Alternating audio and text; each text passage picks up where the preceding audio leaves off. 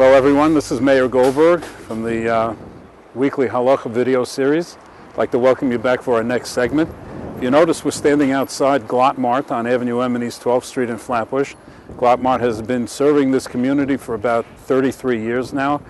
And in a few moments, we're going to be walking through the doors of GLATT MART, and we're going to be taking a tour of all of the aisles discussing various products. For those of you who are familiar with GLATT MART, you know it's one-stop shopping. You can get everything that you possibly need, literally, as they say, from soup to nuts, and everything in between.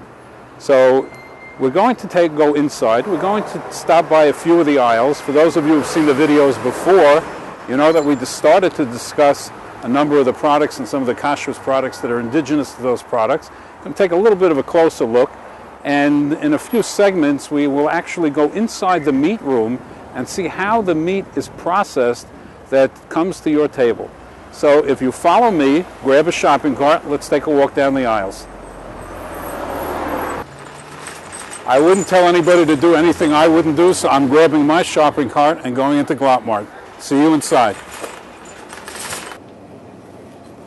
As you know, in a couple of weeks, we'll be coming to the Yom Tov of Pesach, and in addition to all the other foods that we traditionally eat, one of the favorite things to do is indulge ourselves with nash, especially chocolate. People, for some reason, love chocolate when it comes to Pesach. So the first item that we stop to look at is a very fine rack of imported chocolates. Now, one of the things that you have to know, which not many people do, is that a lot of these chocolates are produced in Europe. And one of the things that candy companies do when they switch between milchig chocolate and parve chocolate is that they kasher with chocolate. They kasher with parve chocolate, and they either discard it or label it as dairy. Many people are makbid on that. They don't want that. Many people don't care about it. So one of the things that you have to look out for, in addition to the reliability of the hechsher, you have to find out what the Kashrus agency's policy is when it comes to processing chocolate. Very important. Regardless of the hechsher, it doesn't hurt to ask. There are many fine chocolates. If you look at the rack here, you see that there are many fine chocolates with very popular names on it. It's good to find out whose hechsher is on the product. Okay, now we come to one section that's almost everybody's favorite, and that's a section that has the candy and the nuts.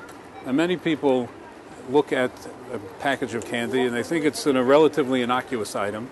However, let me point out, any of these candies that have a shiny glaze to them, that's exactly what they have on there. They have a resinous glaze.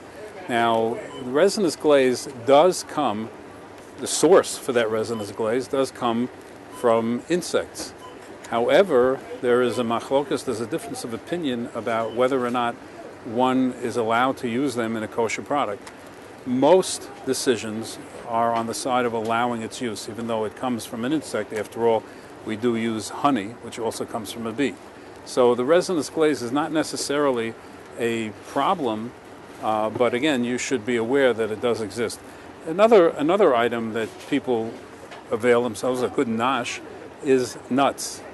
We have all kinds of nuts here. We have pistachio nuts, almonds, and all of these are processed. All of these are made with oils. All of them may have other additives to them. So therefore, when you talk about nuts of any kind, you must have a reliable hashkafa on nuts, because at the very least, they may have oils on them. The only time I would allow anyone to eat nuts without a hashkafa would be if we're talking about raw, unprocessed nut products. And the box actually has to say on it, raw, unprocessed, to make sure that there were no oils, no additives, nothing else. This is an example here. We have sliced almonds, which are absolutely raw, no additives, nothing added to it.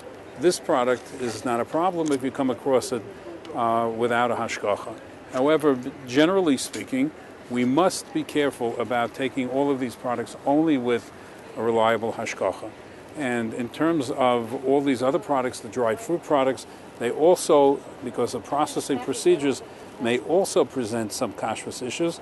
So when it comes to dried fruits, one should exercise extreme care in selecting the ones with the proper hashkafa.